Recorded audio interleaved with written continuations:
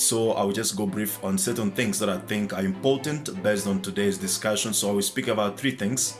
The first thing that I want to talk about is imperialism or neocolonialism. And the second thing I want to talk about is the leadership, right? Particularly Ibrahim Traore's leadership. And the last thing that I want to speak about is what I call social revolution.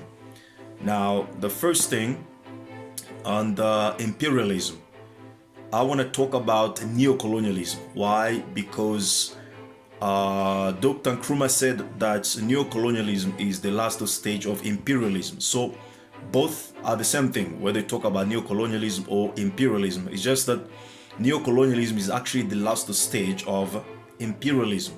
And how did we, or did he come to that, or how did we get there, is an analysis that I want to lay down for you as well. It's also historical analysis, but more in kind of a deep analysis of our situation as African people, starting from slavery to colonialism to today, neocolonialism, which is the last stage of imperialism.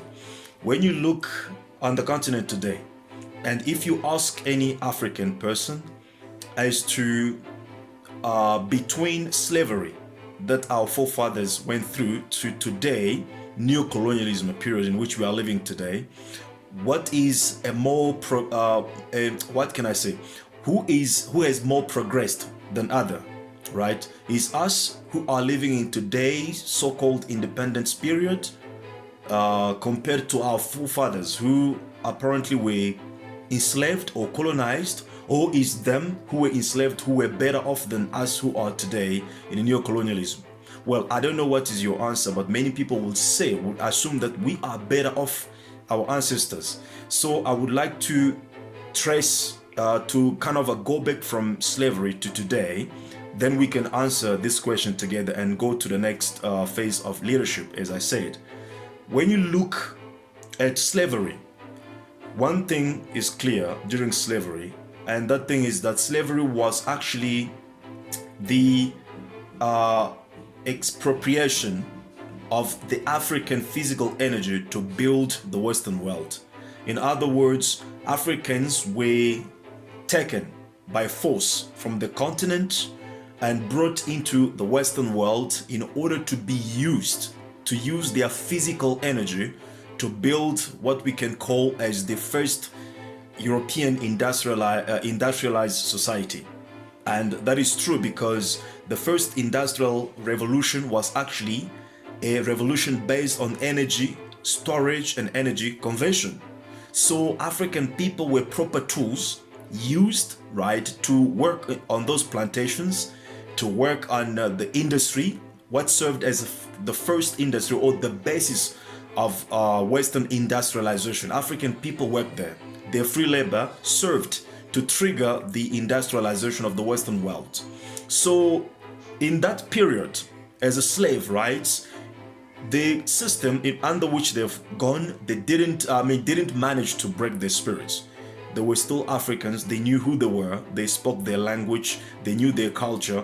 Just that they were being coerced to work physically to produce what the Western world needed.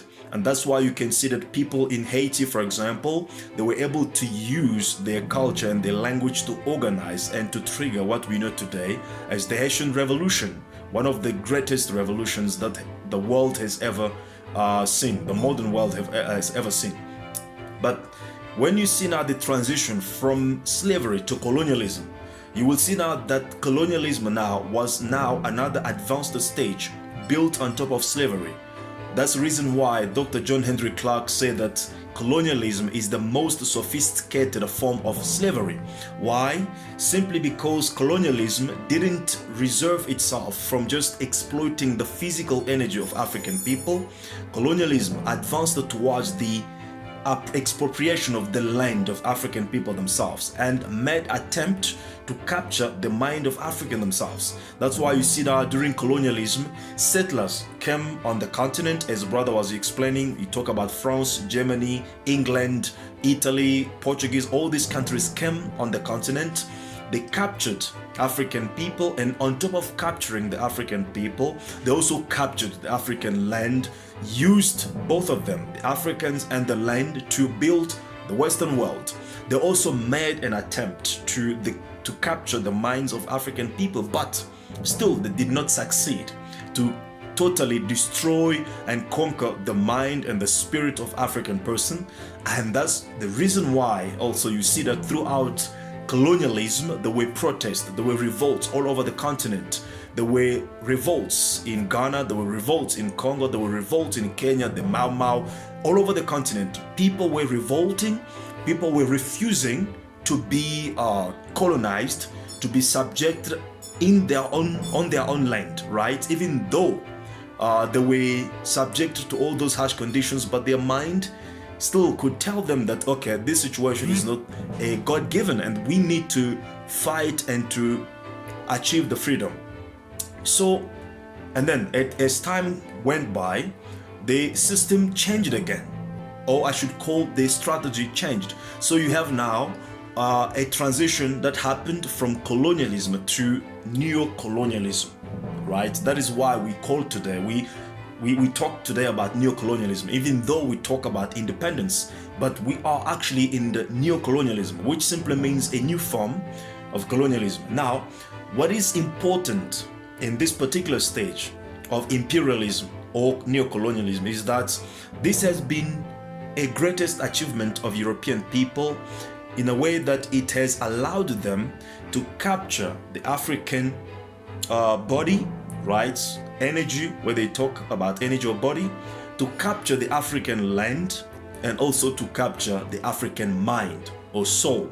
So I call this a total conquest of Africa, an absolute conquest on Africa. And the point is, when you get to the point where you then capture people, not just physically, because they can resist, because they still have free mind, then you capture their mind. It means you are turning them into tools of their own oppression. Or in other words, you are turning them into automatas, people or beings that are automatically function on their own domination and self-exploitation. And this is the stage at which we are today. And as I said from the beginning, if you have to compare our forefathers who were enslaved or colonized to today, our generation, who do you think has advanced more than other? Who do you think has progressed more than the other? As I said, many people will say that we have gained some progress rather, against our forefathers who were enslaved. But the point is, we are actually the ones who have been totally conquered in a way that we don't wait for the European to come on the continent anymore to dominate us, to tell us what to do. We are going to studies, we are going to school, we write our CVs only to make sure that we are proper tools to serve the Western interest. And the point is that a slave is a person that is willingly accepting his condition and then accepting them as God-given condition and do what his master expects him to do without his master being there to supervise him or to force him to do that. Now, when you establish a comparison between our forefathers who were forced to work on those plantations, who were beaten in Congo, you talk about 15 million of people killed. Why? Simply because they didn't want to work in those plantations. Some of them had their hands amputated because they were resisting, right? You compare this generation of resisting people and us today who are not resisting. We don't have our leaders' hands amputated because they didn't want to do what the Westerners want to do. So the answer is clear. We are truly slaves. I'm sorry if that shocks you, but that's reality. We are a generation of slaves, and our forefathers, to be properly, to be corrected, they are a generation of prisoners of war because they were resisting to do what the Western world wanted them to do. But us, we are not resisting much. We are actually willingly obedient and participating in this project of neocolonialism. So that is to lay down or to actually to paint the picture of what imperialism is today in Africa, or what neocolonialism is to us today. Because sometimes we may think that we have advanced because we are driving in big cars and so forth and so on. But the reality is that we actually the tools of self-destruction. And what we call independence was not actually the freedom. Independence was a passing of cost to us as African people, because you need to understand that running a colony was a very expensive business. You had to pay the militaries, you had to pay the police, you had to pay the civil servants, you had to build hospitals, you had to build schools. All those things colonialist powers did for a long time, until they realized that the cost was becoming expensive. Therefore, they had to decide, right, to pass on that cost to African people. And that's the reason why in country like Gabon, you will see that the first president there, I think his name is Mba, something like Mba, the first president in Gabon, pleaded with the General de Gaulle in France that don't give us independence. We enjoy to be subject of France, right? And de Gaulle said, no, you need to take independence right now. Why? Because he didn't want to incur the cost any longer. He wanted to pass the cost on African people. And we are doing that today, right? And it's the Western countries that are getting the dividends. Before they were there, right, on Africa, they were forcing us to work, they were managing us. And then at the independence period, they transferred the management of colonialism onto African people, and they're still receiving dividends. As brother was explaining, France, through that process that he was explaining, France was able to get about 400 billion annually from all the 14 countries that has been colonizing in Africa. The same thing with England. So we must understand that the time now is even harder than the previous time, because we are now living in a situation where people have gotten comfortable with their conditions, but believing that they are free. And this is the wonders of human mind. If you subject it to a lie for a long time,